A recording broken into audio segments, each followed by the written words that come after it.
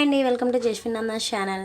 ఈరోజు మన ఐటమ్ ఏంటంటే పప్పుచారు అండి, సాంబారు. దానికోసం నేను కావాల్సిన కూరగాయలన్నీ కట్ చేసి పెట్టుకున్నానండి. అది ఇదని ఆప్షన్ ఏమి ఉండదు, ఏ వెజిటేబుల్ అయినా వేసుకోవచ్చండి. వేసుకోవాలంటూ ఏమి ఉండదు, మన ఇష్టాన్ని బట్టి ఉంటుంది.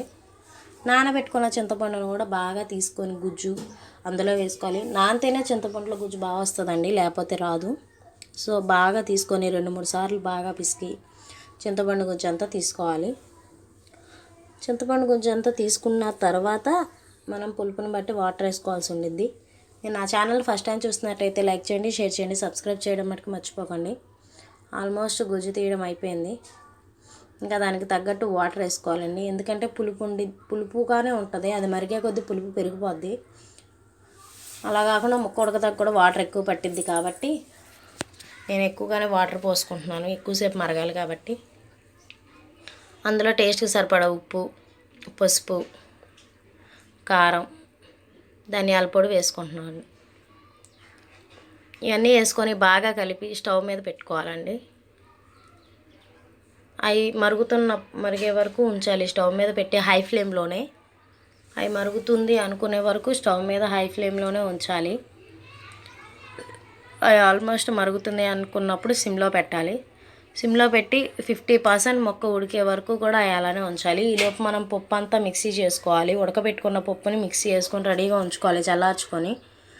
ఆ సిమ్లో పెట్టుకొని ఉంచాం కదా, ఆ సాంబార్లో ఈ పప్పు అంతా వేస్తున్నాము. పప్పు వేసిన తర్వాత మళ్ళీ హై ఫ్లేమ్లో పెట్టుకొని మళ్ళీ ఒక 2-3 మినిట్స్ ఉంచుకున్న తర్వాత మళ్ళీ సిమ్లో పెట్టి మళ్ళీ మగ్గనివ్వాలి. ముక్క 3/4 వరకు ఉడికిపోవాలండి. ఇక అంతవరకు ఉంచిన తర్వాత బాగా కలిపి 3/4 ఉడికిన తర్వాత మనం సాంబార్ పొడి వేసుకోవాలండి. నేను 5 రూపీస్ ప్యాకెట్ అయితే నాకు సరిపోద్ది ఒకసారి పెట్టిన దానికి. మాకు మీరు సాంబార్ని బట్టి మీరు చూసుకోండి.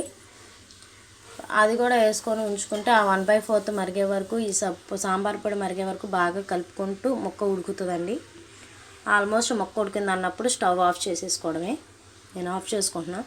మళ్ళీ స్టవ్ మీద ఒక గిన్నె పెట్టుకొని స్టవ్ ఆన్ చేసుకొని ఆయిల్ వేసుకుంటున్నాను. 2-3 ఎండుమిర్చి, వెల్లుల్లి అన్నీ బాగా దంచుకొని వేసుకొని, ఇంగువ వేసుకొని, తాలింపు దినుసులు, కరివేపాకు కూడా వేసుకొని బాగా వేయించుకుంటున్నాను. అవి గోల్డెన్ బ్రౌన్ వచ్చిన తర్వాత అందులో కొంచెం సాంబార్ వేసుకుంటున్నానండి. పోపు ఇలా వస్తేనే బాగుండిద్ది, టేస్ట్ అనేది పొగలు రావాలి. చూస్తున్నారు కదా, sambar ready. Thanks for watching. మీరు ట్రై చేసి